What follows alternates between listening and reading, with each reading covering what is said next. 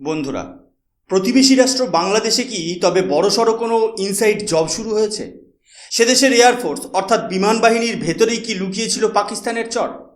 সম্প্রতি বাংলাদেশের একাধিক এয়ারবেসে গোয়েন্দা অভিযানের যে তথ্য উঠে এসেছে তা ভারতের জন্য কোনো অশনি সংকেত নয় তো?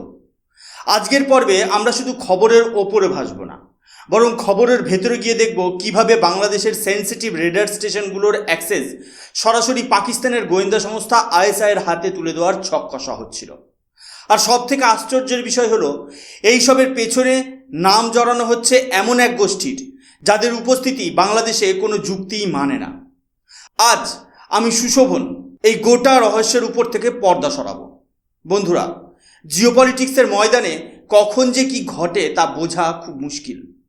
আপনারা এই মুহূর্তে স্ক্রিনে যে নিউজ আর্টিকেলটি দেখছেন সেটি নর্থ ইস্ট নিউজে অত্যন্ত গুরুত্বের সাথে প্রকাশিত হয়েছে। এই হেডলাইনটি একবার খুব ভালো করে লক্ষ্য করুন। এখানে পরিষ্কার দাবি করা হচ্ছে যে বাংলাদেশ বিমান বাহিনীর বেশ কিছু উচ্চপদস্থ অফিসার এবং এয়ারম্যানকে আটক করা হয়েছে। কেন? কারণ তাদের বিরুদ্ধে অভিযোগ উঠেছে যে তারা নিষিদ্ধ জঙ্গি সংগঠন তেহরিকি তালিবান পাকিস্তান বা টিটিপির হয়ে কাজ করছিল। ঘটনাটি ঘটে এপ্রিল মাসের মাঝামাঝি সময়ে। বাংলাদেশের অভ্যন্তরীণ গোয়েন্দা সংস্থাগুলো অর্থাৎ ইন্টেলিজেন্স এজেন্সিস খবর পায় যে বিমান বাহিনীর ভেতরেই একটি গোপন চক্র গড়ে উঠেছে। এরপর অত্যন্ত গোপনীয়তার সাথে ঢাকা, চট্টগ্রাম এবং কক্সবাজারের মতো কৌশলগতভাবে গুরুত্বপূর্ণ এয়ারবেসগুলোতে একযোগে হানা দেওয়া হয়। রিপোর্ট অনুযায়ী এই অভিযানে 2 জন স্কোয়াড্রন লিডার পদমর্যাদার অফিসার এবং 10 জন এয়ারম্যানকে কাস্টাডিতে নেওয়া হয়। একজন স্কোয়াড্রন লিডারের হাতে যখন দেশের সার্বভৌমত্ব রক্ষার দায়িত্ব থাকে, তখন তার বিরুদ্ধে টিটিপির মতো সংগঠনের সাথে লিঙ্কের অভিযোগ আসাটা সত্যিই নজিরবিহীন এবং ভয়ঙ্কর। কিন্তু এই গল্পের সবচেয়ে চাঞ্চল্যকর এবং উদ্বেগের তথ্য হলো, এই রেড বা অভিযানের সময় আরও প্রায় 9 থেকে 10 জন সেনা সদস্য তথা সার্ভিসম্যান সেখান থেকে পালিয়ে যেতে সক্ষম হয়েছে। গোয়েন্দাদের নজর এড়িয়ে তারা কিভাবে পালালো এবং বর্তমানে তারা কোথায় আত্মগোপন করে আছে তা নিয়ে এখন বড়সড় প্রশ্ন উঠছে। তারা কি কোনো বড় ধরনের অন্তর্ঘাতমূলক কাজের ছক কষছিল?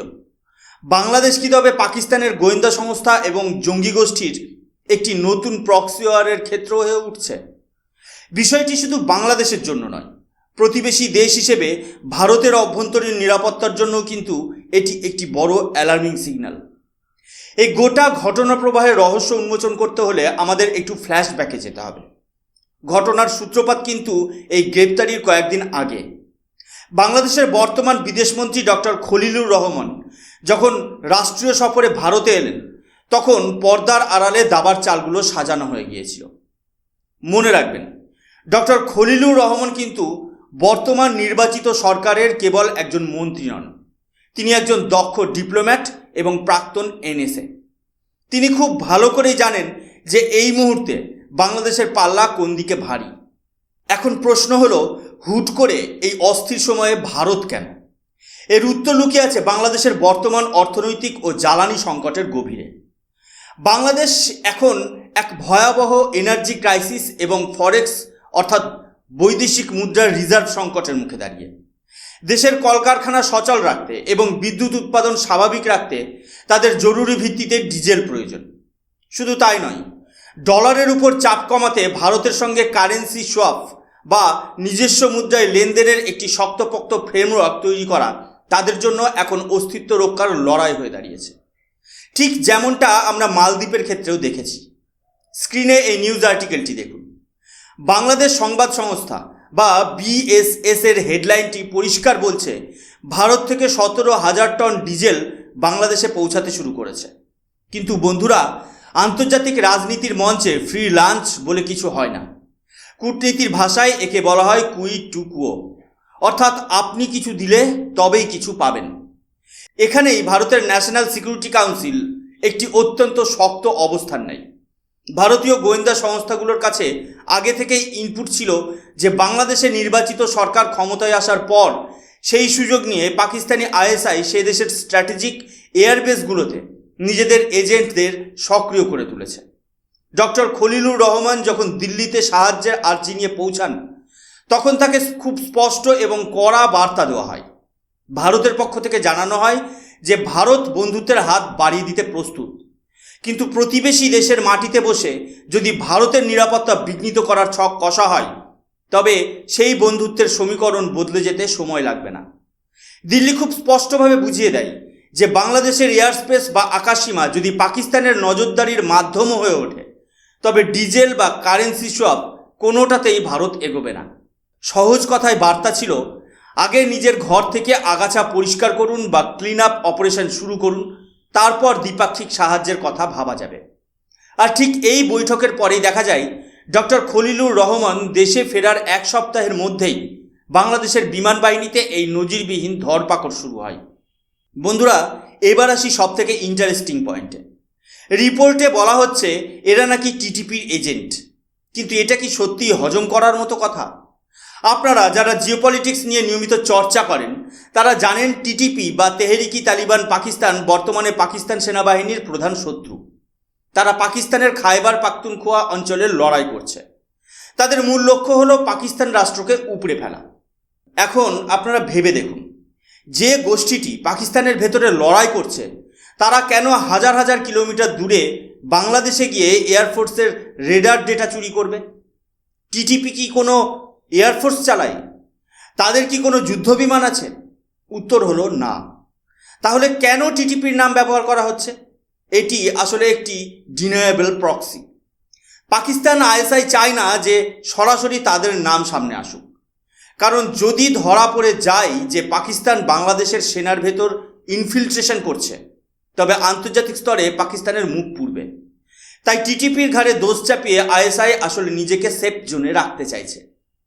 স্ক্রিনে এই হেডলাইনটি খুব মন দিয়ে লক্ষ্য করুন। এখানে বলা হচ্ছে বাংলাদেশ ভারতের চিকেন স্নেকের কাছে নতুন এয়ার ডিফেন্স রেডার সক্রিয় করছে।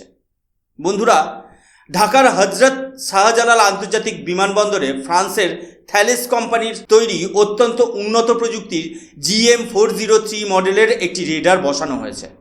টেকনিক্যাল ভাষায় বলতে গেলে এটি একটি হাই পারফরম্যান্স 3D রেডার, যা কয়েকশো কিলোমিটার দূর থেকেও ছোট ছোট উড়ন্ত বস্তুর উপর নিখুঁত নজর রাখতে পারে। এখন প্রশ্ন হলো, বাংলাদেশের রাজধানীর এয়ারপোর্টের রেডার বসলে ভারতের কেন দুশ্চিন্তা? আসল কারণ লুকিয়ে আছে এর রেঞ্জ এবং লোকেশনে। এই রেডারটি এমনভাবে টিউন করা হয়েছে যে শুধুমাত্র বাংলাদেশের আকাশসীমা নয়, বরং ভারতের ভূরাজনৈতিক মানচিত্রের সবথেকে সংবেদনশীল এলাকা শিলিগুড়ি করিডর বা চিকেন স্নেকের ওপর 24 ঘন্টা পাহারাদারি করতে সক্ষম। এখন একবার ঠান্ডা মাথায় পরিস্থিতিটা চিন্তা করুন। যারা গ্রেপ্তার হয়েছে তাদের মূল টার্গেট ছিল এই রেডারের রিয়েল টাইম ডেটা বা সরাসরি তথ্য ফিড পাকিস্তানের হাতে তুলে দেওয়া। আপনারা জানেন শিলিগুড়ি করিডর হলো মাত্র 22 কিলোমিটার চওড়া একটি সরু রাস্তা, যা ভারতের মূল ভূখণ্ডের সাথে আমাদের উত্তর পূর্বের 7টি রাজ্য বা 7 সিস্টার্সকে যুক্ত করে রেখেছে। যুদ্ধের সময় যদি শত্রু রাষ্ট্র, সেটা পাকিস্তান হোক বা তাদের পেছনে থাকা চীন, এই করিডরটি কোনোভাবে ব্লক করে দিতে পারে, তবে ভারতের যোগাযোগ ব্যবস্থা পুরোপুরি বিচ্ছিন্ন হয়ে যাবে। এটা ভারতের নিরাপত্তার জন্য এক ভয়াবহ দুঃস্বপ্ন। আইএসআই চেয়েছিল তাদের এই স্লিপার সেলগুলোর মাধ্যমে রেডার স্টেশনের ইনসাইড ইনফরমেশন জোগাড় করতে। তারা জানতে চেয়েছিল কোন সময় আমাদের এয়ারফোর্সের মুভমেন্ট কেমন থাকে বা আমাদের রেডার ফ্রিকোয়েন্সি কী। এই তথ্যগুলো পাচার হওয়া মানে ভারতের সুরক্ষাই শুধু বড় ছিদ্র নয়, বরং সরাসরি আমাদের সার্বভৌমত্বের ওপর আঘাত আনা। অর্থাৎ বাংলাদেশের মাটিকে ব্যবহার করে ভারতের চিকেন স্নেক কাটবার এক গভীর নীল নকশা তৈরি হচ্ছিল সেখানে, যা সময় মতো ধরে ফেলা সম্ভব হয়েছে। বন্ধুরা, এই জায়গাটাই হলো স্মোকিং গান। যদি তারা টিটিপির লোক হতো, তবে তারা কি পাকিস্তানে পালিয়ে যেত? পাকিস্তান সরকার তো টিটিপির লোকদের দেখলেই গুলি করে। তারা পাকিস্তানে গেছে কারণ পাকিস্তান তাদের নিরাপদ আশ্রয় বা সেফ হেভেন। আর তুরস্ক ও পর্তুগাল হলো আইএসআইয়ের ইউরোপীয় নেটওয়ার্কের অন্যতম প্রধান কেন্দ্র। পর্তুগাল থেকেই মূলত ইউরোপের খালিস্তানি ডেস্ক নিয়ন্ত্রণ করা হয়। সুতরাং ডটগুলো মেলালে পরিষ্কার বোঝা যায় এরা কোনো সাধারণ জঙ্গি নয়, এরা হলো স্টেট স্পন্সার্ড স্পাই। বন্ধুরা, আপনারা এই মুহূর্তে স্ক্রিনে যে প্রতিবেদনটি দেখছেন সেখানে দাবি করা হচ্ছে যে এই গ্রেপ্তারি বা অভিযানের খবরগুলো নাকি সম্পূর্ণ ভিত্তিহীন। এখন প্রশ্ন হলো, সত্যিটা ঠিক কী? লক্ষ্য করে দেখুন, বাংলাদেশের মূলধারার কোনো সংবাদ মাধ্যম বা সে দেশের প্রতিরক্ষা মন্ত্রণালয় থেকে এই নিয়ে এখনো পর্যন্ত কোনো আনুষ্ঠানিক বিবৃতি বা অফিসিয়াল স্টেটমেন্ট দেওয়া হয়নি। এমনকি এই চাঞ্চল্যকর খবরের ওপর এক ধরনের অঘোষিত মিডিয়া ব্ল্যাকআউট চলছে। কেন এই রহস্যজনক নীরবতা? এর পেছনে রয়েছে এক জটিল ভূরাজনৈতিক বাধ্যবাধকতা।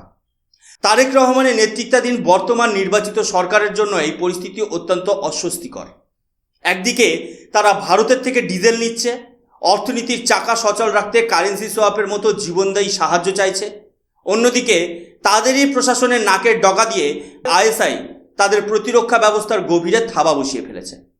এই খবর যদি রাষ্ট্রীয়ভাবে স্বীকার করে নেওয়া হয় তবে ভারতের কাছে বাংলাদেশের বিশ্বাসযোগ্যতা তলানিতে গিয়ে ঠেকবে। অন্যদিকে বাংলাদেশ সরকার হয়তো এই মুহূর্তে পাকিস্তানের সাথে সরাসরি কূটনৈতিক যুদ্ধে জড়াতে চাইছে না। তারা এক অদ্ভুত কৌশল নিয়েছে। ভেতরে ভেতরে ক্লিন আপ অপারেশন ঠিকই চালাচ্ছে যাতে ভারতের নিরাপত্তা উদ্বেগ মেটানো যায়, কিন্তু প্রকাশ্যে সেটাকে অস্বীকার করছে বা চেপে রাখছে। এই ধরনের নীরবতা কিন্তু আসলে ভেতরের ঘনিয়ে ওঠা বড় কোনো সংকটেরই ইঙ্গিত দেয়। এটি প্রমাণ করে যে বাংলাদেশের নিরাপত্তা কাঠামোর ভেতরেই এমন এক ডিপ স্টেট তৈরি হয়েছে যারা বর্তমান সরকারের নিয়ন্ত্রণের বাইরে গিয়ে পাকিস্তানের এজেন্ডা বাস্তবায়ন করার চেষ্টা করছে। আর এই সত্যটাই বর্তমান প্রশাসনের জন্য সবথেকে বড় মাথা ব্যথার কারণ হয়ে দাঁড়িয়েছে। পরিশেষে বলবো, দক্ষিণ এশিয়ার ভূরাজনীতি এখন এক সন্ধিক্ষণে দাঁড়িয়ে আছে। বাংলাদেশের মাটিতে পাকিস্তানের এই সক্রিয়তা ভারতের জাতীয় নিরাপত্তার জন্য বড় চ্যালেঞ্জ। ভারত হয়তো সাময়িকভাবে ডিজেল বা কারেন্সি সোয়াপ দিয়ে সাহায্য করছে, কিন্তু বাংলাদেশের স্থিতিশীলতা যদি নষ্ট হয় তবে তার আঁচ পশ্চিমবঙ্গ এবং উত্তর পূর্ব ভারতের ওপরেও পড়বে। বন্ধুরা, আপনাদের কি মনে হয়, বাংলাদেশের সেনার ভেতরে এই পাকিস্তানি অনুপ্রবেশ কি ভারত রুখতে পারবে, নাকি এটা বড় কোনো চক্রান্তের শুরু মাত্র? আপনাদের মূল্যবান মতামত কমেন্ট বক্সে অবশ্যই জানান। ভিডিওটি ইনফরমেটিভ মনে হলে শেয়ার করুন আপনার বন্ধুদের সাথে। জিওপলিটিক্স নিয়ে এমন গভীর বিশ্লেষণ পেতে অদ্ভুত অথচ বাস্তব চ্যানেলটিকে সাবস্ক্রাইব করে বেল আইকনটি প্রেস করে দিন। আজ এখানেই শেষ করছি, দেখা হবে পরের ভিডিওতে। আমি সুশোভন, ভালো থাকবেন, সতর্ক থাকবেন। জয় হিন্দ, বন্দে মাতরম, ভারত মাতা কি জয়।